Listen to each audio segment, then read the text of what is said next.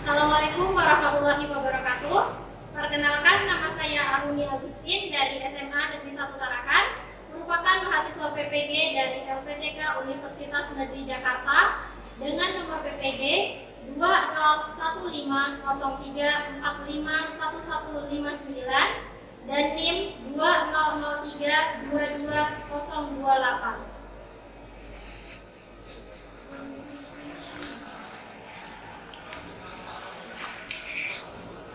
Doakan saya berhasil ya.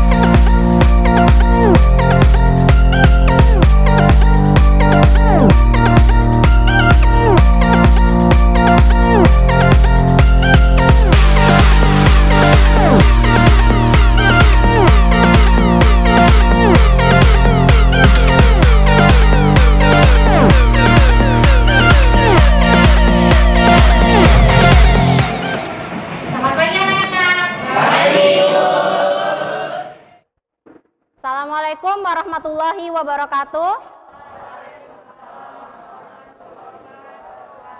Selamat pagi dan salam sejahtera. Oke, bagaimana kabarnya pagi hari ini? Sehat? Semangat?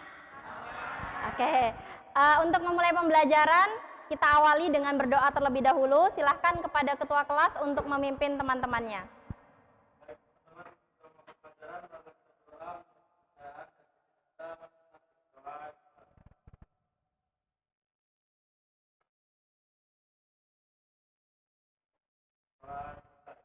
Oke, terima kasih kepada Irfan. Sebelum memulai pembelajaran, Ibu akan membangkitkan semangat terlebih dahulu dengan mengajak kalian bernyanyi lagu Profil Pelajar Pancasila. Sudah pada hafal lagunya? Tantangan kan kita hadapi, kita pelajar Pancasila. Oke, terima kasih. Kita telah menyanyikan lagu Profil Pelajar Pancasila bersama-sama. Bagaimana, jadi lebih semangat? Ya, jadi makna dari lagu Profil Pelajar Pancasila, sebagai pelajar kita diharapkan tidak hanya cerdas, tetapi juga memiliki karakter. Apa saja karakter yang diharapkan? Ada 6 dimensi. Yang pertama adalah beriman, bertakwa kepada Tuhan Yang Maha Esa, serta berakhlak mulia. Kemudian yang kedua, berkebinekaan global, bergotong royong, kreatif, bernalar kritis, serta mandiri. Oleh karena itu diharapkan ketika kalian sedang berdoa, sebelum dan sesudah belajar, maka diharapkan kalian berdoa dengan bersungguh-sungguh. Karena itu mencerminkan karakter pada dimensi yang pertama, yaitu beriman, bertakwa, serta berakhlak mulia. Oke, selanjutnya Ibu ingin mengecek absensi. Sekretaris siapa yang tidak hadir pada pembelajaran kali ini?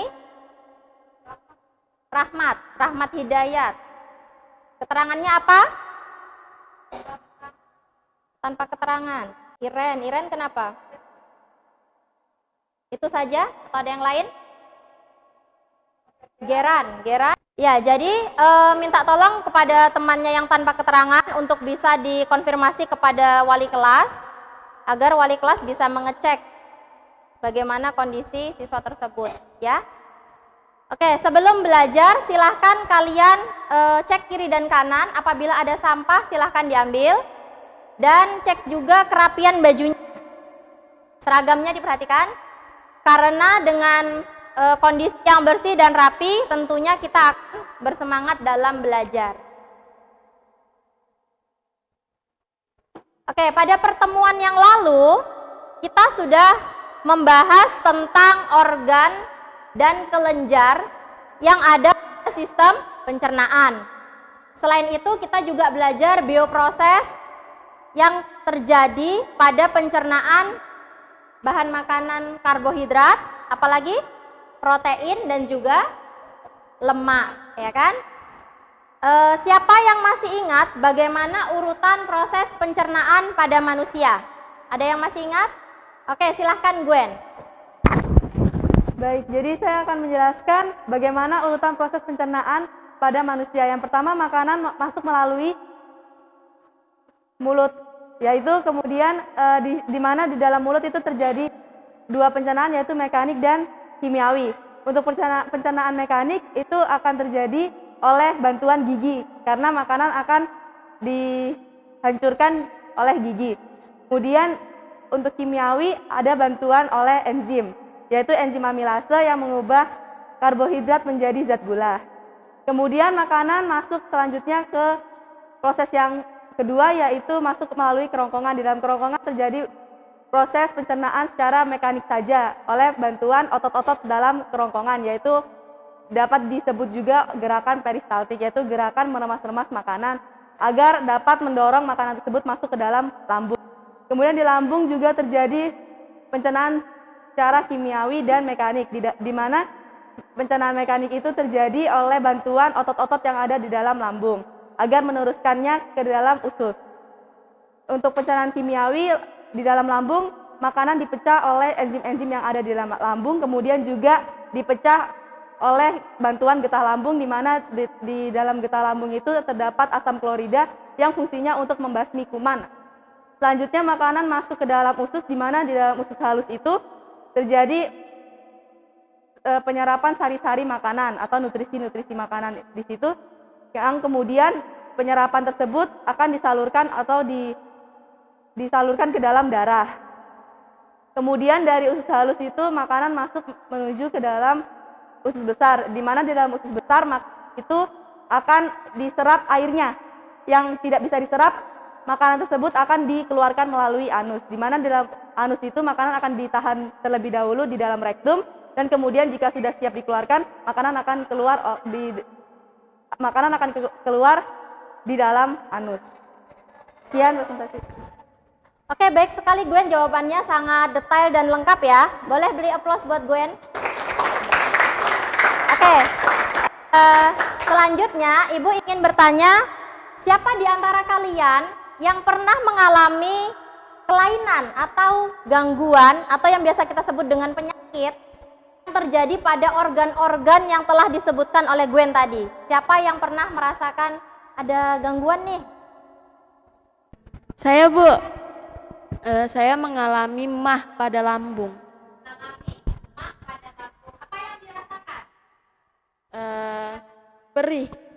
Perih pada ulu hati.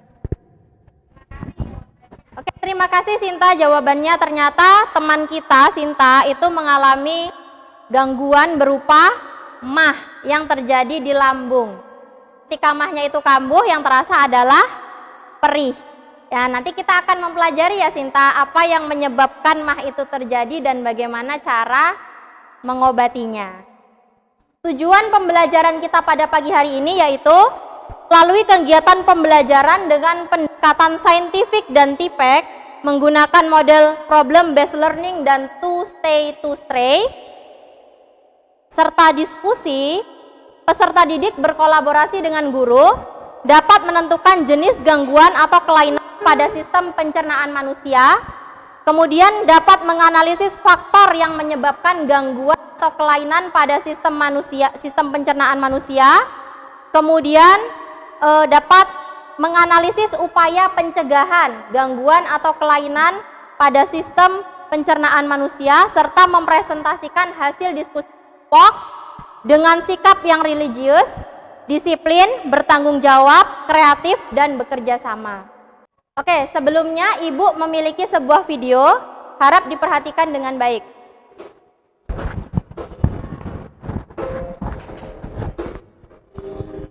Halo, Assalamualaikum warahmatullahi wabarakatuh.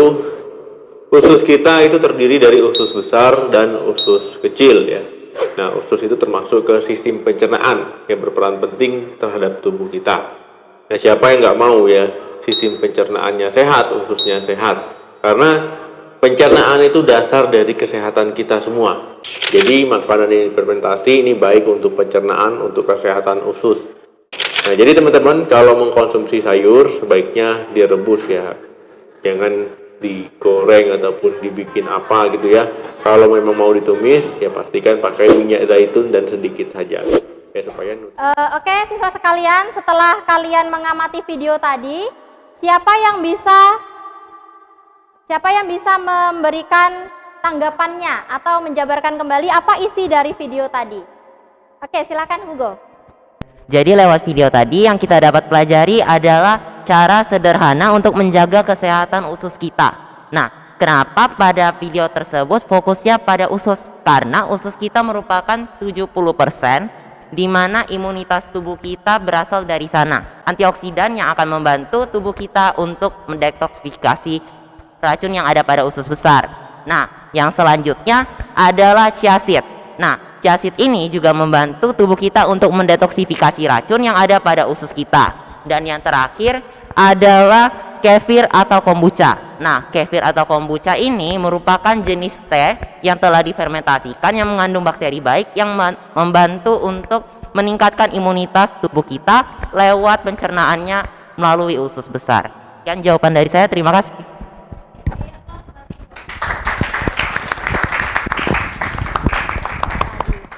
Oke, selanjutnya. Sekarang silahkan kalian duduk sesuai kelompoknya. Ini sudah sesuai dengan kelompoknya ya. Kemudian, apakah kalian sudah menyiapkan LKPD yang telah Ibu posting pada Google Classroom? Sudah. Silahkan dilihat dulu LKPD-nya, diperhatikan. Di dalam LKPD itu ada beberapa berita faktual terkait penderita gangguan sistem pencernaan. Pada berita faktual pertama ada kasusnya siapa? Ya, Dr. Rian Tamrin atau yang sering memandu acara Dr. Oz, ya kan? Kemudian berita faktual kedua tentang siapa? Ya, istri dari Ustadz Maulana. Kemudian yang selanjutnya ada kasusnya siapa? Orang pria di Singapura yang mengalami diare setelah mengonsumsi ayam yang masih diduga mentah, padahal itu dibeli di IKEA, ya kan? Padahal itu tempat yang terkenal, ya kan? Dan mewah gitu. Ternyata jika cara masaknya masih kurang juga menyebabkan diare. Nah, di situ ada tabel yang nanti akan kalian isi secara berkelompok. Tabel yang pertama adalah tabel yang menunjukkan jenis gangguannya. Jadi namanya apa? Dari organ tubuh yang ditunjukkan, di situ ada gambarnya kan? Ada gambar organ tubuh manusia. Nah, di situ namanya apa organ tersebut, kemudian gangguan apa yang dapat terjadi. Silakan kalian tulis nanti satu saja dari setiap gangguan yang nanti dijabarkan oleh temennya. Kemudian yang kedua, tabel yang kedua berisi gejala. Jadi penyakit yang tadi yang kalian pilih tadi, gejalanya apa? Dituliskan di tabel nomor 2. Yang selanjutnya nomor 3 adalah tabel ketiga, penyebabnya. Penyakit tadi penyebabnya apa? Gitu ya. Kemudian yang keempat adalah cara penularannya.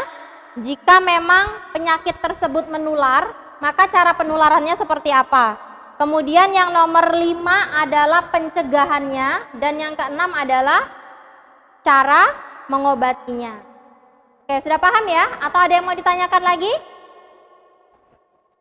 Jika sudah paham, silahkan diskusikan dengan kelompoknya. Tuangkan hasil diskusi kalian ke dalam kertas yang telah disediakan. Nah, supaya nanti temennya bisa lebih gampang, bisa dikasih garis bawah. Apa? Misalnya kan ciri-ciri bagian ininya saya kasih ini garis. Ya. Biar nanti lebih mudah temennya. Ada spidol warna-warninya enggak? Ya.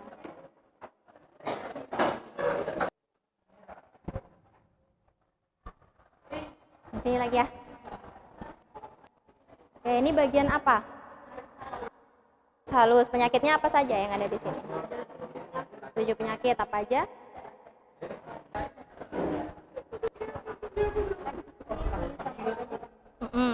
mulut. Sariawan misalnya. Kemudian sariawan itu menular atau tidak? Kalau menular, kasih tahu bagaimana cara penularannya. Kalau tidak, tulis aja situ tidak menular.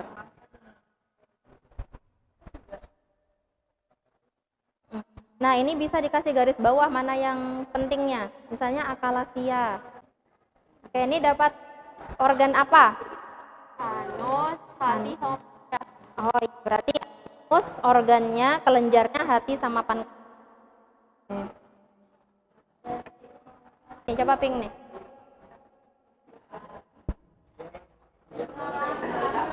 Ya, di garis bawahi poin pentingnya.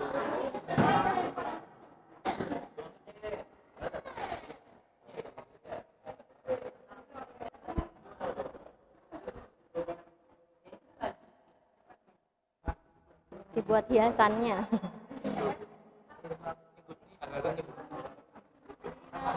Ibu ini tebak Bu, kan anak sudah selesai pengerjaan kelompoknya? Oke, sekarang kita akan presentasi.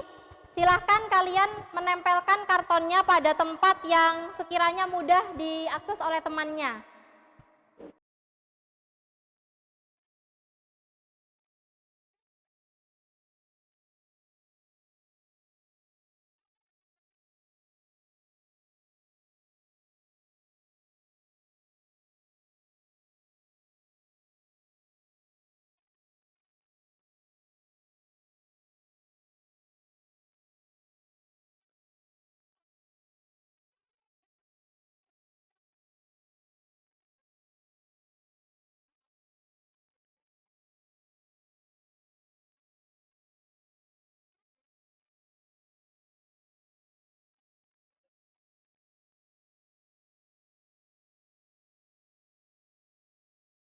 Oke, perhatian semuanya. Kita akan memulai presentasi. Adapun presentasi kita pada pagi hari ini menggunakan model to stay, to stray. Jadi, silakan tentukan 2 orang di dalam kelompok kalian yang akan menjadi tuan rumah. Jadi, diibaratkan kelompok kalian ini adalah sebuah rumah. Tentukan 2 orang yang akan stay di rumah. Sedangkan siswa yang lain akan rolling ke kelompok sebelahnya, ke kelompok yang lain ya. Apabila kalian mendengar aba-aba peluit, maka silahkan tamu berkunjung kepada kelompok yang lain sampai peluit berikutnya dibunyikan. Dan tugas tuan rumah adalah menjelaskan kepada tamu mengenai penyakit apa yang ada di dalam organ pencernaan. Jangan lupa untuk memvideokan atau mendokumentasikan penjelasan teman kalian agar dapat kalian putar kembali sewaktu-waktu. Bisa dipahami? Oke, sambil kalian presentasi, Ibu akan mengambil nilai sikap dan keterampilan. Oke, kita mulai.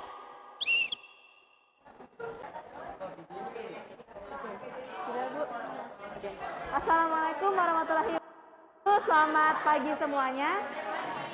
Ya, jadi di sini saya akan menjelaskan tugas presentasi kami, yaitu penyakit pada usus halus. Kebetulan kami mendapatkan organ pencernaan yaitu usus halus. Jadi di dalam usus halus itu ada beberapa penyakit. Di antaranya kami ada masukkan 7 penyakit. Nah, yang pertama ada penyakit celiak. Di sini gambarnya. Nah, penyakit ini di mana kondisi usus halus tidak mampu mencerna kandungan gluten yang ada pada makanan. Penyakit ini menyebabkan peradangan yang merusak usus halus sehingga dapat membawa kepada malnutrisi, anemia, osteoporosis, keguguran, gangguan tiroid, penyakit kulit, dan neuropati. Nah, kemudian ini pengertiannya, selanjutnya ada gejala-gejalanya. Nah, gejala-gejalanya yaitu yang pertama ada malnutrisi, lemah, kembung, sering buang gas, bersendawa, lemak dalam tinja, dan yang terakhir pertumbuhan yang lambat. Kemudian dari pengertian dan gejalanya ada pula pencegahannya. Cara pencegahannya yaitu menghindari makanan atau bahan apapun yang mengandung gluten. Nah, jadi gluten itu adalah campuran amor dan protein di dalam pati. Itu yang dimaksud dengan gluten. Jadi penyakit celiak ini akibat akibat usus halus tidak mampu mencerna kandungan gluten. Itu yang menyebabkan penyakit celiak. Kemudian yang kedua yaitu intoleransi laktosa. Nah, penyakit intoleransi laktosa ini di mana atau laktosa. Jadi di dalam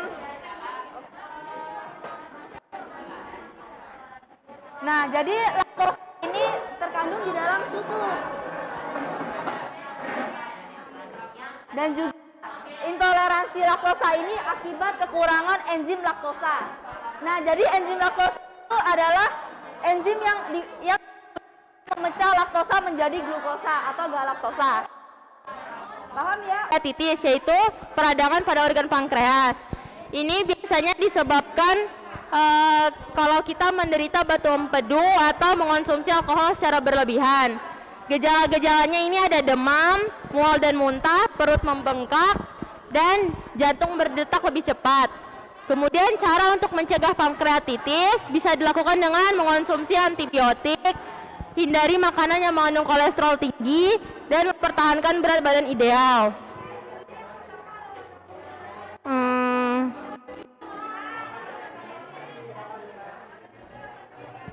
Kalau misalnya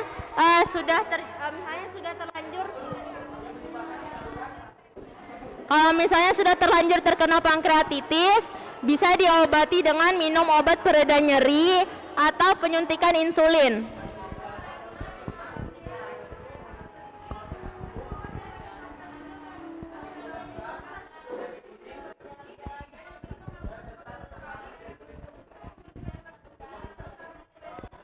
Ada yang mau ditanyakan?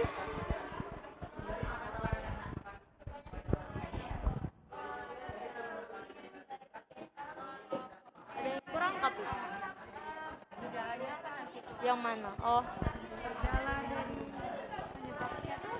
nah penyebabnya itu tadi yang aku sebutkan tadi. Nanti kalau misalnya kau ngambil apa nanti kasih tahu aku, nanti aku ada. Penyakitnya tidak menular. Fahri, pakai ini nak. Atau penyebabnya pada cairan empedu tidak dapat melarutkan kelebihan kolesterol dan bilirubin yang dihasilkan oleh hati. Akibatnya kolesterol dan bilirubin mengendap di dalam kantung empedu dan endapan tersebut secara seiringnya waktu menjadi serpian kristal yang kemudian membentuk batu empedu. Ciri-ciri gejalanya yaitu ada sakit perut, perubahan warna urin, kulit menjadi kuning dan bagian putih mata, dan mual-mual serta muntah.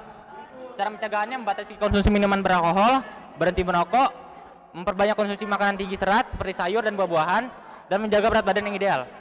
Lalu ada yang kedua, kolesistitis. Penyumbatan di saluran empedu sehingga cairan pada empedu terperangkap dalam kantung empedu.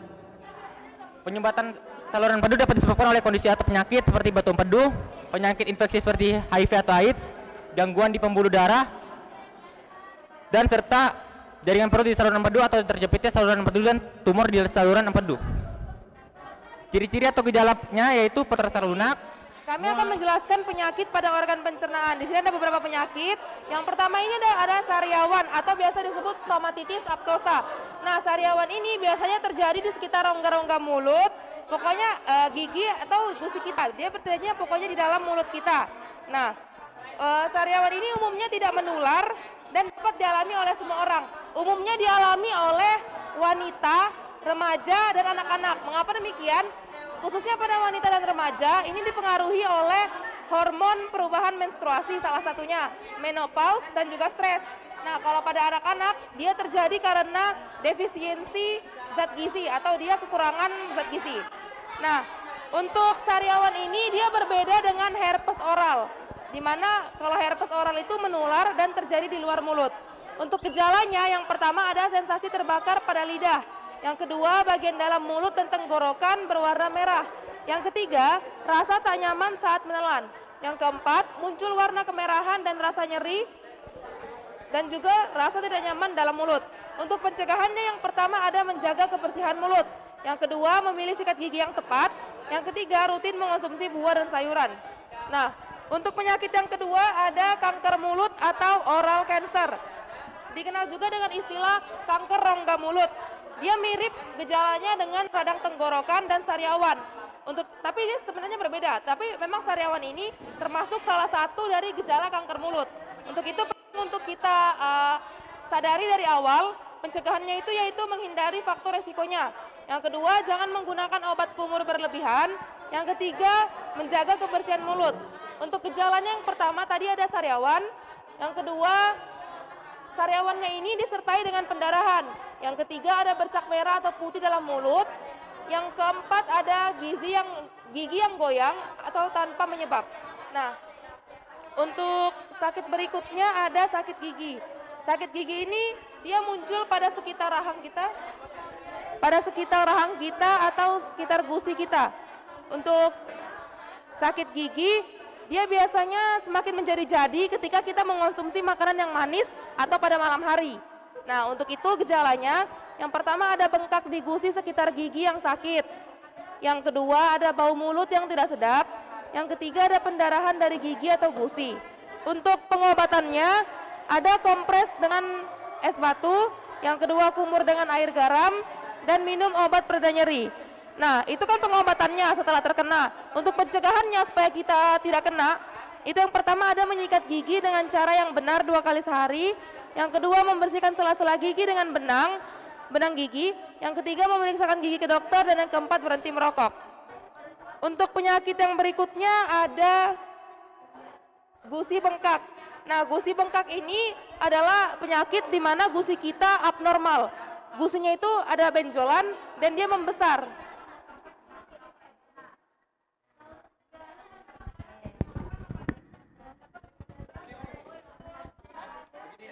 Terus penjelasannya kanker lambung ini bisa disebut dengan ketika sel-sel pada di bagian lambung mengalami perubahan DNA dan perkembangan secara tidak terkendali. Gejalanya bisa dilihat yaitu kembung dan sering bersendawa. Ada anemia atau kekurangan darah, kehilangan nafsu makan, kekuningan pada kulit atau bagian putih mata, nyeri pada tulang dada, penumbuhan berat badan tanpa jelas, tinja berwarna hitam atau terdapat darah. Ini bisa dicegah melalui atau yang dilakukan dengan cara berhenti merokok, menerapkan pola makan sehat, menjaga berat makan secara ideal, mengonsumsi makanan yang kaya akan serat dan vitamin, contohnya sayur dan buah. Berikutnya, bila menggunakan obat-obatan, bicarakan kepada dokter tentang resiko dan obat-obatan. Terus ada tukak lambung. Di sini ada gambar seperti luka. Ini nama lainnya tuh ulnus. Nama lainnya tuh bisul atau luka terbuka. Terus penjelasan dari tukak lambung yaitu timbulnya luka pada lambung yang menyebabkan beragam keluhan. Ini bisa dicegah dengan cara gejalanya yaitu biasanya berupa rasa nyeri yang menyebar ke leher, pusar hingga punggung. Terasa semakin parah pada saat perut kosong, umumnya berkurang untuk sementara jika makan dan mengonsumsi obat-obatan penurun asam lambung. Bisa dicegah dengan cara berhenti merokok, mengurangi konsumsi teh dan kopi, mengurangi konsumsi makanan yang pedas atau berlemak, berhati-hati dalam menggunakan obat, mengurangi konsumsi. Jadi saya akan menjelaskan penyakit keempat yang menyerang usus besar. Nah, jadi penyakit yang keempat yang menyerang usus besar adalah diare. Nah, diare biasanya itu disebabkan oleh virus atau terkadang makanan yang telah terkontaminasi. Contohnya adalah buang air besar yang encer lebih sering terjadi dari biasanya. Nah, dapat dilihat pada gambar, terdapat virus-virus yang telah menyerang usus besar seseorang. Nah, virus-virus tersebut inilah yang telah menyebabkan seseorang tersebut telah terkena diare. Nah, bagaimana cara untuk mencegah diare? Yang pertama adalah memisahkan makanan yang mentah dari yang matang. Nah, biasanya makanan yang mentah itu lebih mengandung banyak virus karena virus itu tersebut biasa terkadang itu lebih nyaman untuk tinggal di tempat yang lembab atau tempat yang dingin. Nah, jika kita memasak makanan, otomatis suhu makanan tersebut akan naik. Dan makanan tersebut nantinya akan telah menjadi kering. Nah, makanan yang kering tersebut atau yang telah masak tersebut merupakan tempat yang tidak dapat ditinggali oleh beberapa virus yang dapat menyebabkan penyakit diare. Dan yang kedua adalah mencuci tangan sebelum makan. Nah, mencuci tangan sebelum makan ini sangat membantu untuk kita mencegah diare. Karena jika kita bersentuhan atau bersalaman dengan seseorang, jika kita bermain pasir atau semacamnya, di pasir tersebut atau sentuhan itu terkadang mengandung virus-virus yang telah terkontaminasi yang dapat menyebabkan kita terkena diare. Dan yang terakhir adalah menjauhi makanan yang diragukan kebersihannya dan tidak minum air keras. Nah, kenapa di sini dikatakan menjauhi makanan yang diragukan kebersihannya?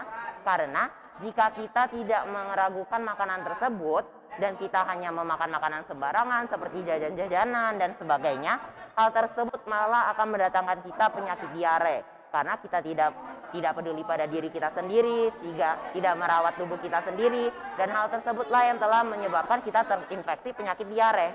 Dan yang selanjutnya adalah bagaimana cara untuk mengobati penyakit diare tersebut.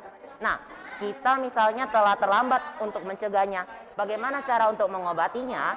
Yang pertama adalah mengganti cairan yang hilang dengan cairan dehidrasi atau oral atau ORS yang dapat membantu mencegah dehidrasi. Nah, jadi pada umumnya orang yang terkena diare ini mengeluarkan cairan yang berlebihan karena usus ini tidak terkontrol untuk mengeluarkan cairannya. Nah, makanya kita harus mengganti cairan yang hilang dengan cairan rehidrasi atau oral tersebut yang akan membantu untuk meningkatkan kembali status cairan yang ada pada tubuh kita yang telah terbuang banyak. Dan yang selanjutnya adalah obat anti diare seperti loperamide yang dapat membantu untuk menghilangkan virus-virus atau makanan yang terkontaminasi oleh bakteri yang menyebabkan penyakit diare tersebut. Dan yang kelima adalah polip usus besar.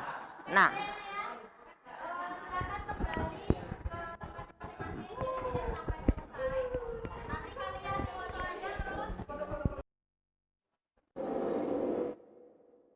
oke, sekarang kalian udah kembali kepada kelompoknya masing-masing ya.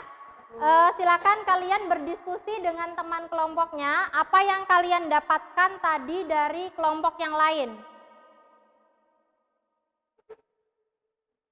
Oke, sekarang kita sudah sampai pada sesi kesimpulan.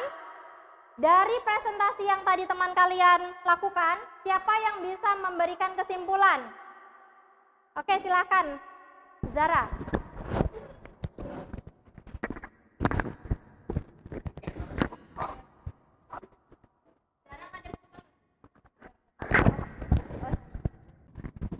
Jadi kesimpulan yang saya dapatkan dari pembelajaran hari ini yaitu 70% sistem kekebalan tubuh yang terdapat di usus dikarenakan adanya prebiotik atau bakteri baik yang memiliki banyak manfaat bagi tubuh.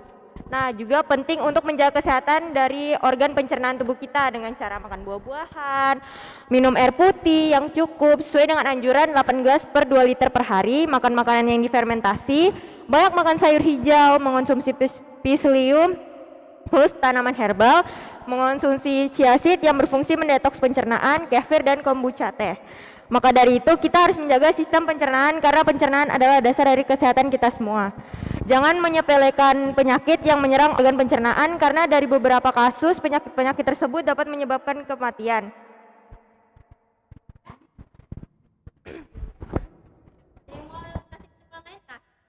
Misalnya apa contoh penyakitnya? Apa tadi kan cara menularnya tuh ada lewat virus, ada lewat apa gitu. Ada yang mau ngasih lagi Kak? Ayo nak, siapa? Oke, terima kasih Zara atas kesimpulan yang telah diberikan. Jadi menurut Zara, sistem pencernaan itu berkaitan erat dengan sistem imunitas. Manakala pencernaannya baik, maka imunitasnya juga baik. Silakan satu pendapat lagi, satu kesimpulan lagi. Siapa? Hugo, silakan Hugo. jadi saya akan menjelaskan kesimpulan yang saya dapat mengenai penyakit pada usus besar lewat kelompok saya sendiri. Nah, salah satu contoh penyakit yang saya ambil itu adalah diare. Nah, jadi diare pada umumnya disebabkan oleh virus atau makanan yang telah terkontaminasi. Nah, jadi pasti pada presentasi tiap kelompok-kelompok yang lain tentunya ada beberapa hal-hal yang menyebabkan terjadinya berbagai macam penyakit pada sistem organ pencernaan kita. Bisa yang pertama ada pada mulut, ada pada lambung, ada pada usus halus, ada pada hati, empedu dan sebagainya. Maka dari itu pentingnya bagi diri kita sendiri untuk sadar dan peduli pada kesehatan organ-organ pencernaan yang terdapat pada tubuh kita. Dan sekian adalah kesimpulan yang telah saya dapat dari presentasi yang telah kami lakukan. Terima kasih.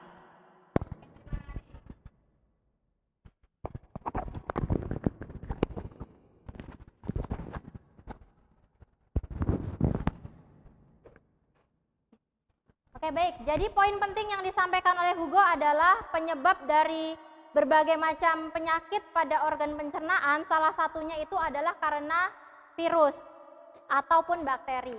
Sehingga penting bagi kita untuk selalu menjaga sanitasi ataupun kebersihan ya. Karena mencegah lebih baik daripada mengobati.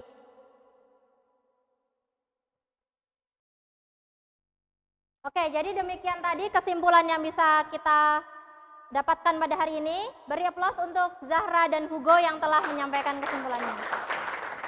Ya, baik, sekarang kita masuk kepada sesi refleksi. Silahkan kalian mengambil HP kalian. Ada link Google Form mengenai refleksi pembelajaran hari ini. Jadi yang pertama itu, silakan kalian pilih bagaimana emoticon yang mewakili perasaan kalian setelah pembelajaran biologi hari ini. Apakah kalian merasa senang atau biasa aja atau bagaimana? Kemudian, apakah kalian jadi lebih memahami materi tentang penyakit mengenai organ pencernaan setelah pembelajaran hari ini? Dan kemudian Ibu minta saran dan masukan dari kalian yang bersifat membangun untuk pembelajaran biologi ke depannya. Silahkan kalian tulis pada link Google Form tersebut. Oke, pre-memory. Sudah ya refleksinya ya? Ya, sudah. Sekarang silahkan kalian masuk ke link Google Form untuk mengerjakan post-test mengenai gangguan atau kelainan pada sistem pencernaan manusia pada link berikut ini. Ada juga sudah Ibu kirimkan di grup ya, silahkan dikerjakan. Waktunya 10 menit dari sekarang.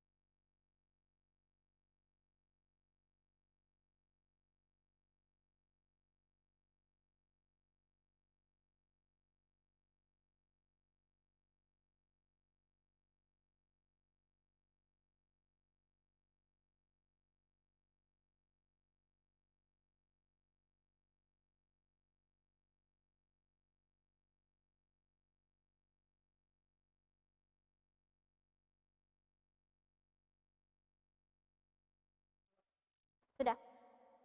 Janjian mau habis ya? Oke. Oke, kita sudah sampai pada penghujung pembelajaran. Terima kasih telah mengikuti pembelajaran biologi pada pagi hari ini. Sebelumnya Ibu akan menyampaikan pada pekan depan, pertemuan berikutnya, kita akan melakukan ujian formatif mengenai sistem pencernaan manusia.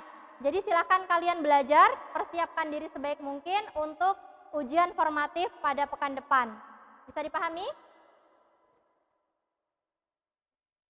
Oke, tetap semangat dalam belajar. Sebelum mengakhiri pembelajaran pada pagi hari ini, silahkan ketua kelas untuk pimpin doa terlebih dahulu.